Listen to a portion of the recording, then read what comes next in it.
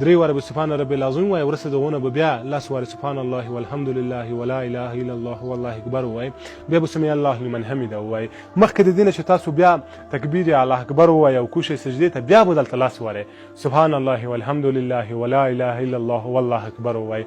کله مو چې دا وویله نو بیا به کوشئ سجدې ته الله اکبر به ووایه. کله چې سجدې ته کوز شویه درې واره چې سبحان رب الاعلی ووایې، بیا به لس واره تاسو سبحان الله والحمد لله ولا اله الا الله والله اکبر ووایه. بیا به پورته شئ الله اکبر به ووایه چې دغه ځای ته جلسه وایي. یعنې چې کله تاسو الله اکبر ووایئ په دې ځای کې به بیا لس واره سبحان الله والحمد لله ولا اله الا الله والله اکبر ووایه.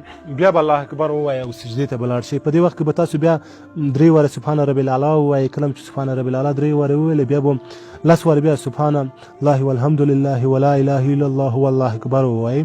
کله مو چې لس واره دا ووایئ، بیا به الله اکبر ووایه او